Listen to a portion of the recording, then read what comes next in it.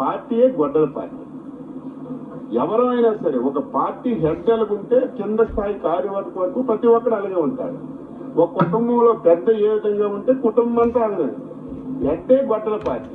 అవును, హెడ్డే ఒక రాజకీయ పార్టీని ఒక క్రిమినలైజేషన్ తో నడుపుతున్నారు. అవును.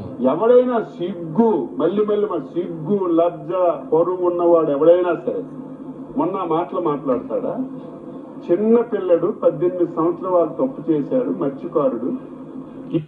మొత్తానికి మీడియా, సోషల్ మీడియా అంతా శ్రీకాకుళం జిల్లా దిక్కే కెమెరాలని తిప్పిందండి.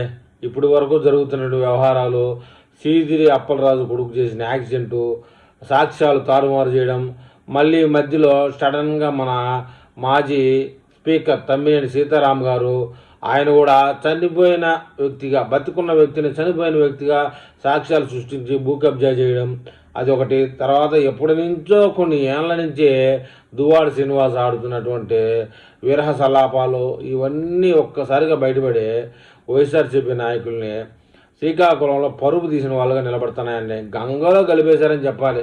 మొత్తానికి అచ్చెన్నాయుడు ఈ కామెంట్ చేయడంలో ఒక అర్థం ఉంది. ఎందుకంటే ఆయన కూడా శ్రీకాకుళం జిల్లాలో ఇప్పుడు మెయిన్ రాజకీయ నాయకుడు. శ్రీకాకుళం జిల్లా అంతో ఇంతో ఎదిగింది, అభివృద్ధిలో ఉంది అంటే మన అచ్చెన్నాయుడు గారి ఫ్యామిలీ, వాళ్ళ తండ్రి గారి కానించి వాళ్ళు చేసిన కృషి అని చెప్పాలి. వాళ్ళు చేసిన కృషి అలా ఉంది కాబట్టి ఆయన మాట్లాడి బాధపడిన దాంట్లో ఏమీ ఇబ్బంది లేదు. మొత్తానికైతే వైసీపీ పార్టీ పరువు, శ్రీకాకుళం జిల్లా పరువు, జగన్మోహన్ రెడ్డి యొక్క గ్రాఫ్ మొత్తం తగ్గడానికి వీళ్ళ ముగ్గురు కారణమయ్యారండి. ఏదేమైనా వీళ్ళ రాజకీయ జీవితం ఏ దిశగా పోతుందో ఏమో తెలియదు, కానీ శ్రీకాకుళం జిల్లాలో వైఎస్ఆర్సీపీ అంటే చి అనే కాడికి వచ్చిందండి. మరి ఈ విషయంలో శ్రీకాకుళం జిల్లా ప్రజలు ఏమని కామెంట్ చేస్తారో చూద్దాం.